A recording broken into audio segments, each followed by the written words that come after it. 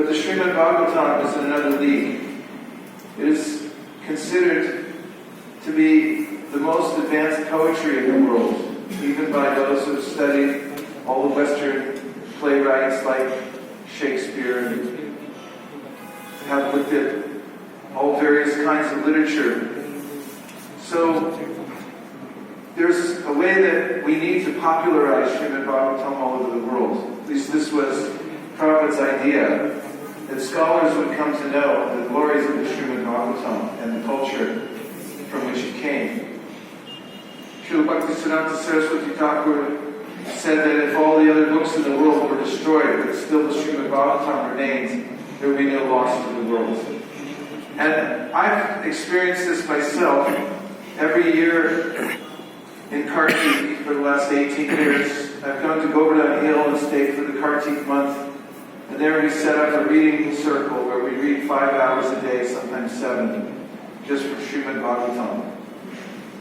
And it's my experience that the more I read Srimad Bhagavatam and the deeper that we go into it, the more I see that it's unlimited. You'll never come to the end of it. Not only that, how satisfying it is, because it covers all the different psychological conditions of the human being. And the philosophy is so precise, it's very easy to identify with it after seeing our own experience here in the material world, and how the Bhagavatam tracks that and explains the anomaly of being in the material world in the first place and how to get out of it. It's very faith-building. These are the 4 laws of book distribution applied specifically to the Srimad Bhagavatam set. Sadhana. I know it's after lunch, you don't have to say it very loud. But you do have to say this one twice.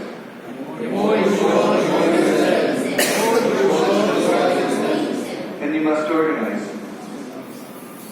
So, of course, sadhana means strict, serious, and sincere. And for Bhagavatam selling, the main technique is to pray, just like Srila Prabhupada did on the Jaladutta. He kept praying to Krishna and he wrote it down. How am I going to get people to read this and understand it? So, when we first started doing sets at ISKCON Silicon Valley, we didn't know either how it was going to go, how we were going to get people to read it. But we kept praying and presenting, and Krishna showed us the way. And also, obviously, Lord Chaitanya Mahaprabhu's hand is in it. There's a saying in the Chaitanya Charitamrita that easy things become difficult when one forgets Lord Chaitanya, and difficult things become easy when one remembers him. Second is get books. So make sure you have sets. Because I'll tell you a story. Recently, devotees were going out to the university to distribute books. And one of the devotees who was staying back said, "Oh, you have to take a set of Srimad Bhagavatam." They said, "Why? We're just going to be walking around campus. Who's going to take the Bhagavatam set?" This was about 6 years ago. And the devotee said, no, just take it. So one of our devotees, Malini Devi Dasi, took the set. She brought it with her and put it down under a tree around where the devotees were distributing. And in the course of their distribution, they would be there only for an hour and a half that day. It was after a program. She met a professor, and the professor happened to be very interested in the books. And Malini said, "Have you heard of Srimad Bhagavatam?" And the professor said, "Let me see it." So she brought it over to the tree, opened the box, showed her the Srimad Bhagavatam, and the professor purchased it right there on the spot. So if you have Bhagavatam sets, there's a high likelihood that you'll sell them. So the trouble that it takes to get them and bring them with you and then show them is worth it, because amazing things happen when you bring the Bhagavatams. We also use display copies. So we don't break the sets up, but some of them, we do sacrifice some sets by taking them apart, but we use those repeatedly in our door-to-door. We'll bring the individual book to show people the quality, so they can see the pictures and they can see the chapter titles and so forth in Bhagavatam. Always buy the best things. Like if you're buying tools for your Sankirtan, get the best stuff. This is very true with Bhagavatam sets because they're heavy. And if you have to wheel them around with a cheap trolley that keeps breaking or tipping over or something, you become very frustrated. So it's much better to spend money to buy the best thing first. That's always been my philosophy. Buy once instead of buy the cheap thing and buy it 9 times over. So the next level, organize. Keeping a database of locations, very important. In fact, the more information you can get about where you're going and who you're going to talk to, the better you can do. I went to Illinois, which is in the middle of America, and we sold 60 Bhagavatam sets in one day going door to door. But there was a trick to how we did it. We had a devotee in the congregation who was a real estate agent. And he had information about all kinds of people and where they lived, and what their income level was, and how much their house cost. And so we cherry picked. And it was funny too, because we pull into a neighborhood and we go right to that address. People see us pull up, get out of the car, and wonder, like, are these our long-lost relatives coming or something? And we go right to the door. But it was uncanny how successful it was, because we had information about who we were talking to. And being in a mixed neighborhood, then we know where the Indians lived and so forth, knew which ones. We had information about various levels of their income and so forth. So keeping a database is really important to track people, because generally when people buy a set of Bhagavatams, then they'll also be interested in more things, being part of the programs. Like now, we have what's called Bhagavat Seva. After we sell the sets of Bhagavatams, people can sign up and they can come to the Bhagavat Seva. And once a week, someone comes to their home and they do a special reading of the Bhagavatam, especially for the kids. And people pay money for that every month. They bring together groups of people who have already purchased the Bhagavatam. And it's a very successful program. Obviously, use social media in order to keep in touch with all your people who have purchased Srimad Bhagavatams, as well as the devotees who are distributing them. And make sure that you use all the techniques we taught you before. If you compliment people and you find out what's the most important thing to them, what is the most important thing to them? Correct. And remember, the more you show, the more you sell. So, the more you show, the more you sell. There's mood, connection, presentation, and donation. So in the mood of distributing, live to give. So we emphasize how life is meant for giving. It's meant for actually performing yajna. And then when you do, you grow. And we make these connections to people by inviting them to various events, and as I mentioned, the Bhagavat Seva, using questions, asking people what their affiliation is with various cultural icons in India and things like that, and then stressing those things. And it does help to converse in the native language. People immediately relax when you do that. Glorifying regional saints and bringing out their connections to Chaitanya Mahaprabhu Srimad Bhagavatam. And remembering to fan the spark, making people feel special. Right through principle applies in the Srimad Bhagavatam sets, because when you're going door to door, it takes a little while to sell a set of Bhagavatam, so you want to choose wisely. What I've found is when I go door to door, it's the people who invite you in that end up taking Bhagavatam sets. But that's not a hard and fast rule, because some devotees who are in the rhythm of selling Bhagavatam sell them here, there, and everywhere. For instance, one devotee has 2 times sold a Bhagavatam said to somebody who's in a moving car. That is, they're stopped at a stoplight, and she told him about the Bhagavatam set. He said, throw it in the back seat. They did, and he just ran the credit card right there and then took off. That's happened twice. So those kinds of things happen. But it's based on showing the Bhagavatam and having faith in the Bhagavatam and then presenting the Bhagavatam in a concise way that they can appreciate. Simple presentation is best always, and sticking to the main points. Like the advent of Srimad Bhagavatam is a very popular topic to bring up. How it is Bhagavatam came to existence because of Srila Vyasadev's frustration and Narada Muni coming to him. People could relate to frustration. Setting the scene for them. Paint a picture of what it was like. And bringing complex philosophy into some very simple terms and showing how the Bhagavatam is authentic. It's one of the literatures which is mentioned in the Kurma Purana and others as being the axiomatic truth of the Vedas and the fruit of the Vedas. Stories are very powerful. Remember this, that facts tell, but stories tell. And I think the most important of all the points is that kids love it. And bringing that point up, that what it will make of your kids to have a Srimad Bhagavatam in their life and hearing from the Srimad Bhagavatam. We have various pictures. It's nice to take a flip book if you can, or you can have a presentation on an iPad and show people these iconic pictures where they can see how the Bhagavatam came into existence. We often tell them that the Bhagavad Gita has philosophy, but this unpacks the philosophy with stories.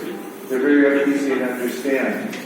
For instance, this little child who was brought back to life talking to Chitraketu, saying, I don't know you, are you my parents? I've had many parents, and so forth. These are very profound stories that move people, and when you remind them and just tell them straightforwardly the stories, they remember the potency of Krishna Katha. Then the authenticity, going into the scientific aspects, for instance, in the 5th canto of Srimad Bhagavatam, other sections that describe time measured, how time is measured in various ways, and how advanced the culture was scientifically thousands of years ago. And that the concepts that people are now discovering were already there in the Srimad Bhagavatam. Some devotees are very expert at bringing those up, and they emphasize those more than other things. And I see that they're very successful. Right, Hansapriya? Who would you say is the most? That was Shiv Kumar, right? And Vaikuntha Nayaka, they always were presenting like scientific aspects, and people really appreciated that. What? Oh, Vrindavan Priya too, yeah. Then we have captivating stories like Gajendra and Ajamil. I mean, I just showed the other day this picture to somebody on the street, and I was explaining to him how this time of death, who would you rather meet?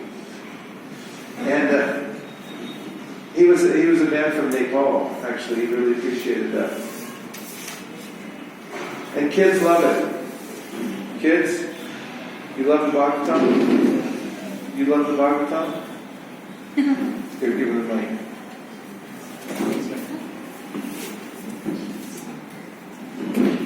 Raj Mohan, do you like the Srimad Bhagavatam? Very much. Are there any stories that you like more than others? What are your favorite stories in the Bhagavatam? Use the mic. You've got to speak in the mic. In Bhagavatam, the stories of we did drama of when Lord Parikshit Maharaj was having 7 days. And at that time, Sukadev Goswami, he was telling the full Bhagavatam. And you like that story? Yes, and Bhagavatam's 10th chapter, Krishna book. You like that too? Yes. Me too. Ask her which story in the Bhagavatam she likes best.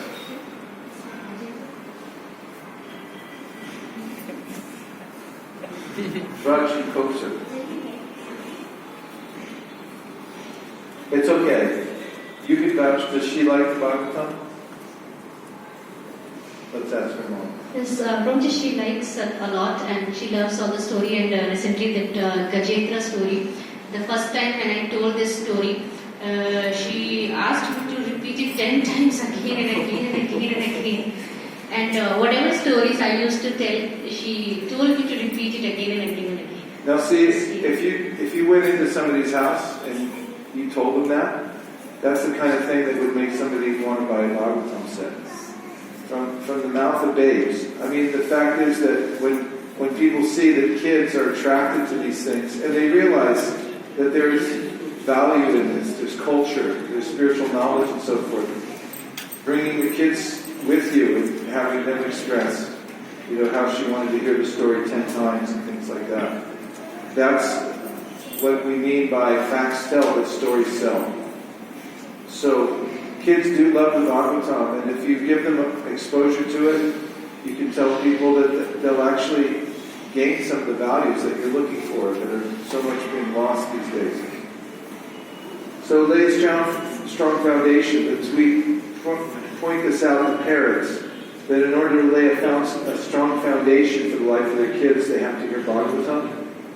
And it helps them cope with peer pressure when they learn these spiritual principles from the Bhagavatam. It helps them to answer difficult questions, because most kids, they're only following the religious process out of cultural momentum. They have no idea why. And as soon as they meet the secular world, they give up if they don't have a very strong connection to Krishna consciousness. But if they hear Bhagavatam when they're kids, then they'll become very much rooted in the culture. And this is another very interesting point. When you read Bhagavatam, your vocabulary becomes very developed. In fact, Radhika Raman, the great scholar who grew up, he was homeschooled, he learned to read from Bhagavatam. And you can tell from the way he speaks, it's all very much in harmony with Srila Prabhupada's writings and the writings of the Bhagavatam.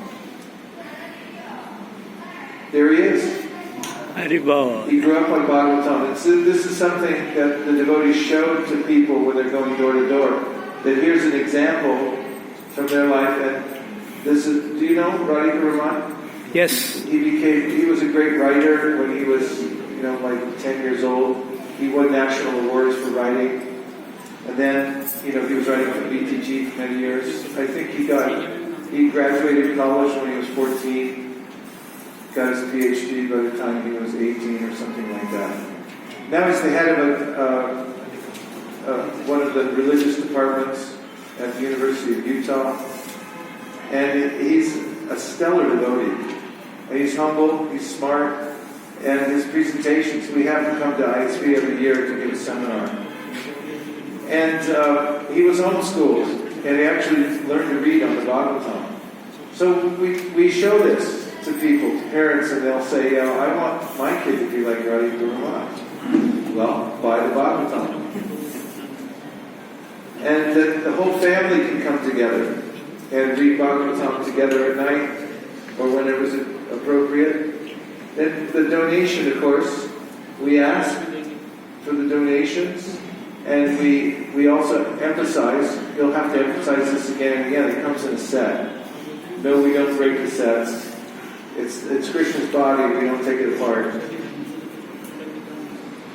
And also, especially these days with the advent of the Gomatsya project, we've been emphasizing how they're helping to preserve Vedic culture by keeping the Bhagavatam.